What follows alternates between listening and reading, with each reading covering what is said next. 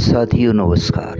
योगेश्वर श्री कृष्ण भगवान अपनी वाणी में कहते हैं, इंद्रिय और विषयों के संयोग से प्राप्त होने वाले भोग केवल दुख के ही हेतु हैं। मित्रों, इस कथन का क्या भाव, क्या अभिप्राय है? जैसे पतंगे अज्ञानवश परिणाम न सोचकर दीपक की लौ को सुख का कारण समझते हैं और उसे प्राप्त करने के लिए उड़ उड़कर उसकी ओर जाते हैं। मित्रों, उसमें पड़कर भयानक ताप सहते हैं और अपने को दग्ध कर डालते हैं। वैसे ही अज्ञानी मनुष्य भोगों को सुख के कारण समझकर तथा उनमें आसक्त होकर उन्हें भोगने की चेष्टा करते हैं और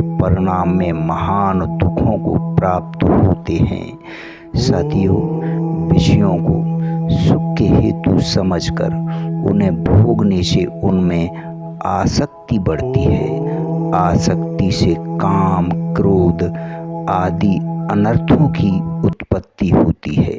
मित्रों, और फिर उनसे भांति भांति के दुर्गुण और दुराचार आकर उन्हें चारों ओर से घेर लेते हैं।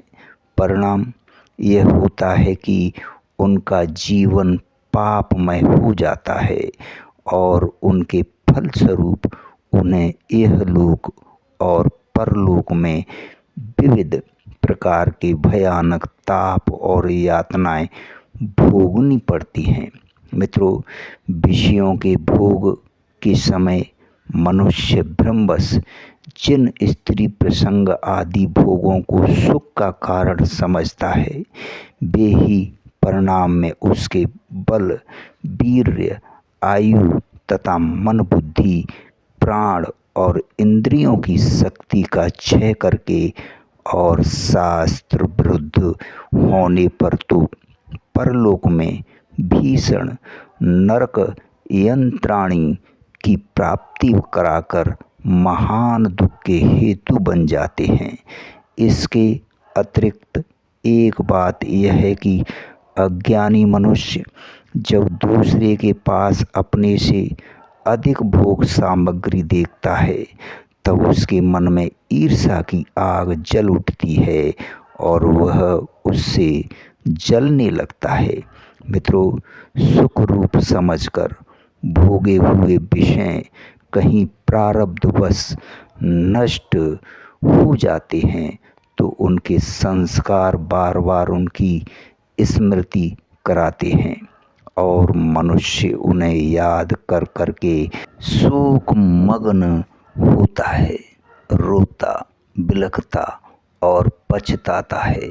मित्रों, इन सब बातों पर विचार करने से यही सिद्ध होता है कि विषयों के संयोग से प्राप्त होने वाले भोग वास्तव में सर्वथा दुख के ही कारण हैं।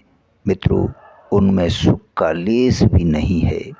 अज्ञानवश भ्रम से ही वे सुख रूप प्रतीत होते हैं, इसलिए उनको भगवान ने केवल दुख के हेतु बतलाया है।